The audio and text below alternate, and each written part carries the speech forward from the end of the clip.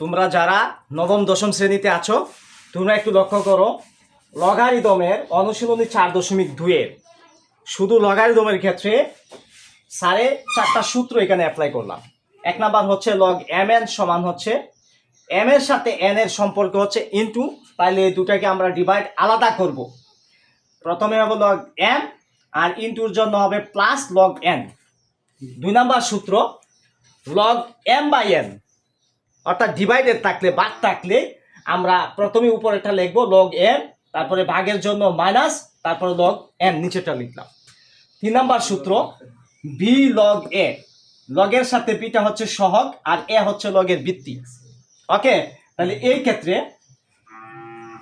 বাম পাশে যে সহগটা থাকবে এটা ডান পাশে গেলে ভিত্তির পাওয়ার হয়ে যাবে, তাইলে log a to the power B.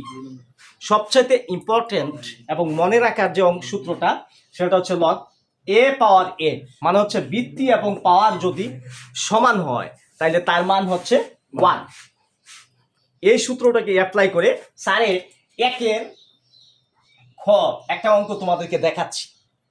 Log 3 two the পাওয়ার 81 মানে 81।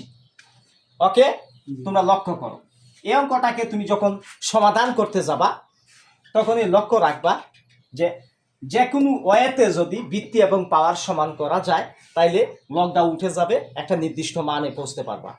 তাহলে দেখো স্যার 3 টু দি পাওয়ার ভিত্তি ঠিকই থাকবে, আমরা যদি 81কে ভেঙে ফেলি তাহলে 3 টু দি পাওয়ার 4 লিখতে পারি, কারণ 3 টু দি পাওয়ার 4 এর মান হচ্ছে 3কে আমরা 4 বার লিখতে পারি। 3 3 কে 9, 3 9 27, 3 27 কত 81, তাহলে আমরা 3 টু দি পাওয়ার 4 লিখতে পারি। এখন হচ্ছে এই সূত্রের অ্যাপ্লাই, পাওয়ার এটা বাম পাশে চলে আসলে সেটা কি হয়ে যাবে, সহগ হয়ে যাবে, লগ 3 টু দি পাওয়ার 3।